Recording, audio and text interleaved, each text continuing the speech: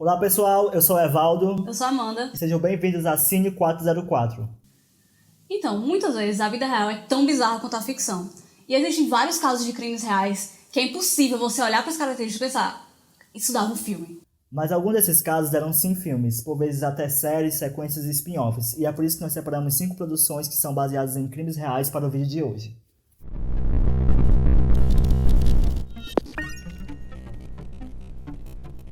E o primeiro filme da lista é o filme australiano Viagem ao Inferno, de 2005, dirigido por Greg McLean. Nessa produção, nós acompanhamos duas mochileiras inglesas que estão em viagem pelo interior australiano na companhia de um colega. O objetivo deles era explorar a região e chegar ao Parque Nacional de Wolf Creek. Porém, no meio do percurso, o carro acaba quebrando e eles precisam pedir ajuda a um simpático senhor, que de início mostra boas intenções para com os jovens, mas depois leva eles a um local abandonado e meio que começa a tortura de fato com eles. Desde o lançamento, o filme foi bem comentado em vários festivais internacionais. E ele é um tanto polêmico, porque ele tem um teor mais gore e umas cenas mais pesadas de violência. E segundo algumas fontes, o diretor e o roteirista já tinham concluído a primeira versão do script quando decidiu pesquisar alguns casos reais que tinham ocorrido no país para fazer ligação entre eles e o filme.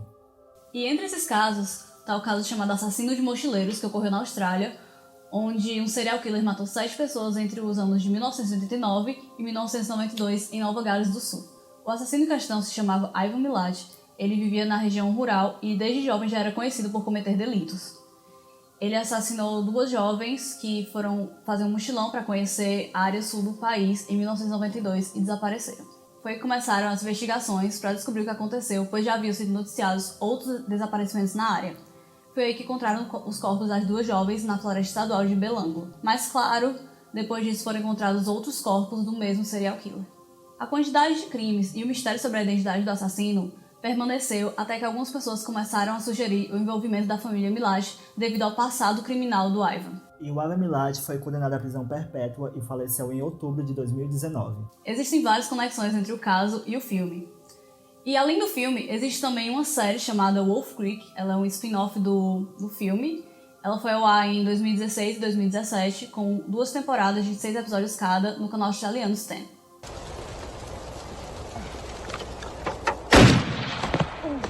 Saindo um pouco do terror, o próximo filme é um suspense, Zodíaco, de 2007, dirigido por David Fincher, e é um dos melhores trabalhos do diretor. Esse filme começa em 1969, quando 3 cartas chegam ao jornal de São Francisco, enviadas pelo mesmo remetente. Nessas cartas haviam confissões de um serial killer e juntas elas formavam uma espécie de código. E é a partir dessa linha de desenvolvimento que o filme segue, pois o assassino ameaça matar mais pessoas caso as cartas não sejam publicadas no jornal. E enquanto as pessoas tentam decodificar os códigos, descobrir quem é o responsável, mais mortes vão acontecendo e, por sua vez, causam um pânico geral em São Francisco. O filme tem 2 cortes, a versão do diretor e a versão lançada no cinema. Ambos chegam perto das 3 horas de duração, o que pode parecer muito longo e cansativo, mas esse filme ele é tão bem dirigido, bem atuado, que você não sente o tempo passar, ele não cansa de jeito nenhum. David Fincher ele já é conhecido pelos suspenses intrigantes que realmente prendem a atenção do público do primeiro até o último segundo. E o filme de 2007 é baseado no livro de mesmo nome, que por sua vez é inspirado no caso real que ocorreu nos Estados Unidos no final dos anos 60 e início dos anos 70. O livro ele trata sobre a busca da identidade do assassino Zodíaco, que atuou nos Estados Unidos entre o final dos anos 60 e o começo dos anos 70, matando 5 pessoas e ferindo outras 2 no estado da Califórnia. O que tornou esse caso mais famoso foram as cartas enviadas aos jornais, onde o assassino ele tomava responsabilidade por seus crimes e alguns crimes que na verdade nunca foram 100% ligados a ele. Além disso, o Assassino do Zodíaco é até hoje um dos mais famosos serial killers norte-americanos, e parte dessa fama se dá ao fato de que, mesmo com anos de investigação, a identidade dele nunca foi revelada. Uma curiosidade sobre o filme é que o personagem do ator Jake Gyllenhaal é o autor do livro no qual o filme é baseado. E o filme do Zodíaco também foi um sucesso com o público e com a crítica. Em sites como o Rotten, por exemplo, ele alcançou 89% de aprovação com mais de 300 reviews. Not many people have basements in California. O próximo filme é um filme brasileiro dirigido por Fernando Coimbra, se chama O Lobo Atrás da Porta, foi lançado em 2013. Esse filme já apareceu aqui no canal, no vídeo de filmes injustiçados, mas na ocasião a gente não chegou a falar em si do crime. Para quem não viu esse vídeo, o filme começa quando uma garotinha desaparece da escola e os pais dela vão na delegacia dar queixa do acontecimento. E enquanto a investigação acontece, Eles descobrem que o pai da menina tinha um amante e a jovem é chamada para depor. Porém, em minha investigação, acompanhamos o andamento do caso e o passado bizarro entre esse cara e a sua amante. E não se enganem, porque embora pareça ser apenas mais um filme que vai tratar o velho clichê de triângulo amoroso, esse filme toma caminhos totalmente diferentes. Em 2015, O Lobo Atrás da Porta venceu um importante prêmio nacional e também foi considerado um dos 100 melhores filmes nacionais de todos os tempos pela Abracine. E o caso que deu origem ao filme ocorreu no Rio de Janeiro em 1960 e ficou conhecido como Fera da Penha. Pra falar do crime, a gente vai ter que dar spoiler no final do filme, então se você não gosta de spoiler, fica aí o aviso. Esse crime foi cometido por uma mulher chamada Neide Lopes, que ficou conhecida como uma das assassinas mais cruéis do país, quando ela sequestrou e assassinou uma criança após o fim do relacionamento com o pai dela.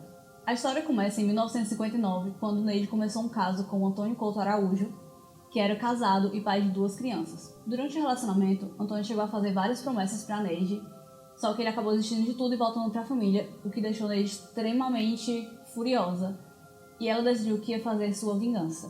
No ano seguinte, em 1960, com o nome de Odete, Neide se aproximou da família e virou amiga da esposa do seu ex.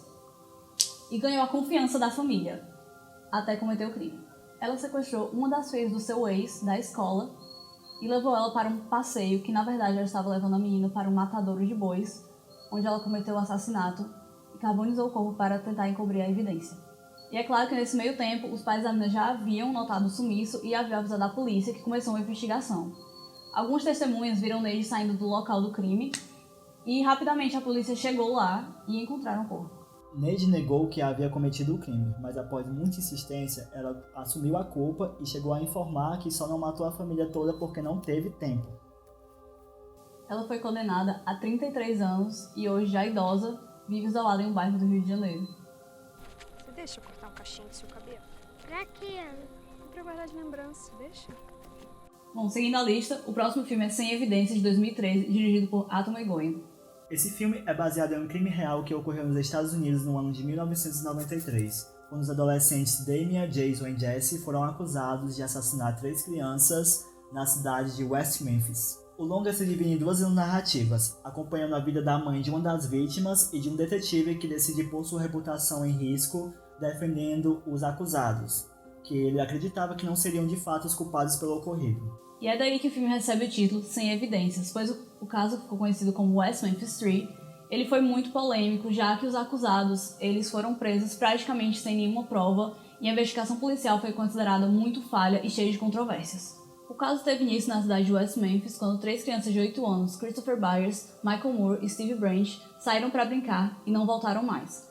No dia seguinte, os corpos foram encontrados num riacho. E justamente por conta de estarem no riacho, muitas evidências foram perdidas pela água. E devido à pressão da população, a polícia tratou de encontrar 3 suspeitos. Os acusados foram 3 adolescentes que não se encaixavam nos padrões da época. Eles eram góticos, tinham suspeitas de ser satanistas e existiam vários rumores sobre eles na cidade e logo a polícia acusou os 3 dos assassinatos. Como já foi dito, existiam pouquíssimas evidências sólidas sobre esse caso e até hoje não se tem certeza do que aconteceu.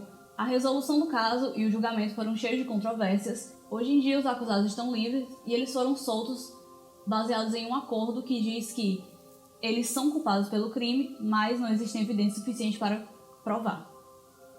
Como? Desculpe, não ouvi isso. Porque eu sou inocente. E para terminar a lista, nós vamos falar do filme Assassino Invisível, lançado em 2014, que marcou a estreia do diretor Alfonso Gomes Rejon.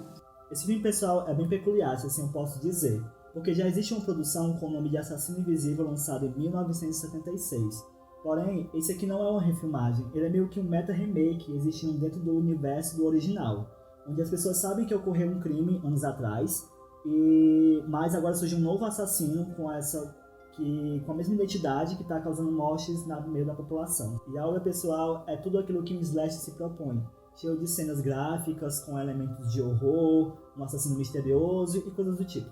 Além disso, a ideia de acontecer dentro do universo do primeiro longa é algo bem ousado, né? Mas assim, o primeiro filme e por sua vez esse são baseados em um crime real que aconteceu nos Estados Unidos um pouco depois da Segunda Guerra Mundial. O caso que inspirou o filme foi o Texarkana Moonlight Murders, que ocorreram entre os meses de fevereiro e maio de 1946 no Texas, onde um assassino, até hoje não identificado, atacou diversas pessoas.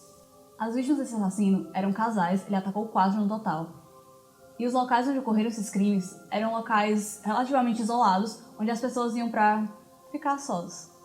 Mas o último ataque ocorreu, na verdade, na residência das vítimas. Das 8 vítimas, 3 sobreviveram. Foram as 2 pessoas do primeiro casal e a esposa do último. Na época do acontecimento, assim como o filme traz, os ataques deixaram a cidade em pânico. Contam que os cidadãos até compravam armas para se defender em suas residências. E esse caso ele é bem diferente porque esse assassino ele teve um período curto de atuação, foram só 3 meses, e até hoje ninguém sabe a identidade do assassino, por que começou, por que terminou. Fica aí a dúvida. E de acordo com os registros, os crimes ocorriam sempre nos finais de semana e sempre com armas de fogo. Pela época dos crimes, a arma usada e os locais escolhidos, algumas pessoas acham que o culpado por esses crimes pode ser o assassino do Zodíaco também. Mas como nenhum dos dois foi pego, não existe como saber se tem uma conexão aí.